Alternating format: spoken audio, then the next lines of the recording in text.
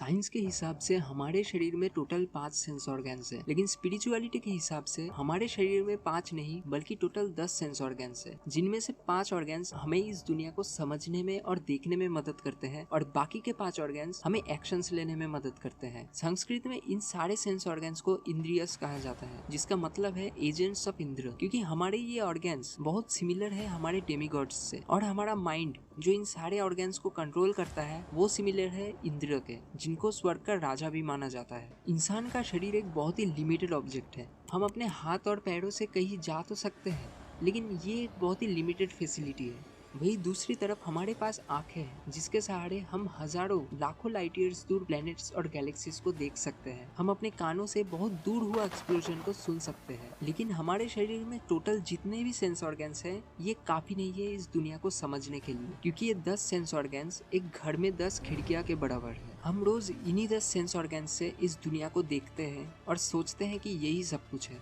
और यही क्रिएट करता है ये अनरियल वर्ल्ड। जरा सोचिए कैसा होता अगर आप किसी का भी माइंड रीड कर पाते, या फिर जहाँ भी मन हो वहाँ आप टेलीपोर्ट हो पाते, या फिर पास्ट और फ्यूचर में ट्रैवल कर पाते। ये सब सुनने में इम्पॉसिबल लगता है, लेकिन एक्चुअली में ये सारे चीजें पॉसिबल है, लेकिन हमारी ये सेंसेस हमें लिमिट करके रखे हैं, जिसके वजह से हम इन चीजों को नहीं कर सकते। आज के वीडियो में आप यही जानेंगे कि कैसे आप अपने सेंसेस को कंट्रोल में रख सकते हैं, क्योंकि अगर आप अपने सेंसेस को कंट्रोल नहीं करेंगे तो आपके सेंसेस आपको कंट्रोल करने लगेंगे। सबसे पहले यही जानते हैं कि आपके शरीर को कैसे आप नहीं बल्कि आपके सेंसेस चला रहे हैं। आपने कई बार देखा होगा कि सपोज आप कुछ नया करने की कोशिश कर रहे हैं, लेकिन वो आप कर नहीं पा रहे हैं। ये कोई नया हैबिट डेवलप करना हो सकता है, या फिर कोई बुरी आदत छोड़ना हो सकता है, लेकिन आपके मर्जी होने के बावजूद आप इन चीजों को कर नहीं पाते हैं, क्योंकि आपके शरीर को आपके सेंस ऑर्गन्स चला रहे होते हैं। और जब भी एक इंसान को उनके सेंसेस चलाना शुरू कर दे, तब वो प्रकृति के सारी इम्प्योरिटीज में फंस जाता है, जैसे कि इल्यूजन, नेचर के डुअलिटीज और इगोइज्म। और इंसान के 3 गुण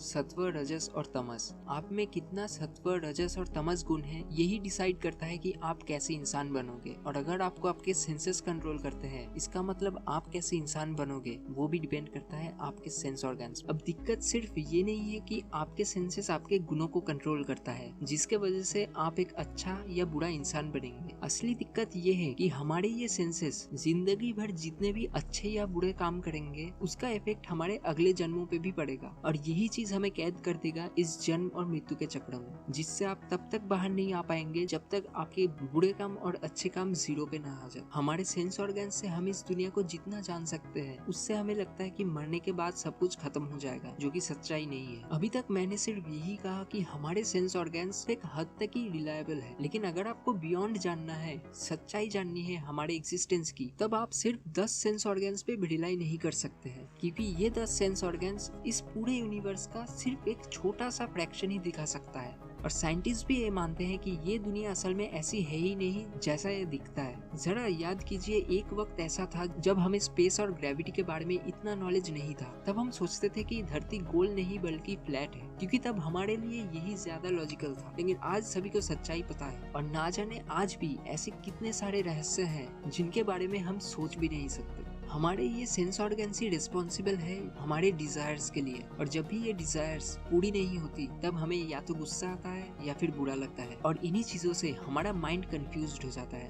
और इस माइंड के कंफ्यूजन से हमारा इंटेलिजेंस लॉस्ट हो जाता है, जो इवेंचुअली हमें फिर से ट्रैप कर देता है कर्मा के इस लाइफ और डेथ के चक्र में। इन सेंसेस को कंट्रोल करने के बहुत सारे तरीके हैं, जो अल्टीमेटली आपको आपके माइंड को कंट्रोल करना सिखाएंगे, क्योंकि हमारे सारे डिजायर्स अल्टीमेटली हमारे माइंड में ही क्रिएट होते हैं। ये सेंस ऑर्गन्स कुछ नहीं कर सकते अगर इनके साथ हमारा माइंड कनेक्टेड नहीं है। जब हम सोते हैं तब भी हमारे कान खुले रहते हैं, लेकिन उसके बावजूद हमें कुछ सुनाई नहीं देता, क्योंकि सोते वक्त हमारा माइंड हमारे कान से कनेक्टेड नहीं रहता है। और ये सारे टेक्निक्स जो अभी मैं आप लोगों को बताऊंगा, ये सारे टेक्निक्स आपको सिखाएंगे कि कैसे आप अपने माइंड को आपके सेंसेस से डिस्कनेक्ट कर सकते हैं। बेसिकली अपने माइंड को अपने सेंस ऑर्गन से डिस्कनेक्ट करने के 6 तरीके हैं। Number 1, by thinking and questioning. इसमें आपको हमेशा खुद से सवाल करते रहना है कि किन चीजों से आपको खुशी मिलती है, या फिर किन चीजों से आप नफरत करते हैं, और क्यों उन चीजों से आपको खुशी मिल रही है और कुछ चीजों से आपको नफरत है। और इन्हीं सब सवालों के जवाब ढूंढने के लिए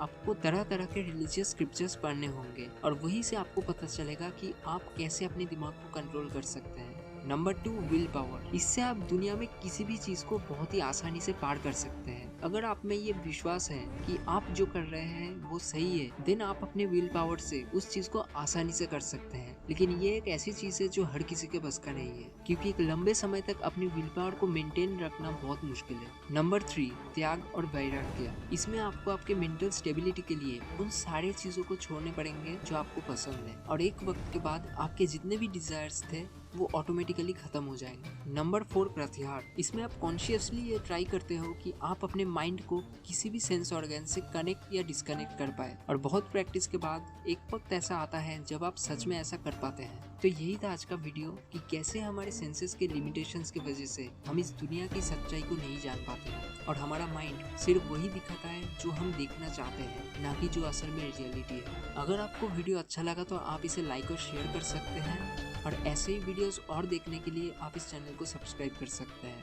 थैंक यू।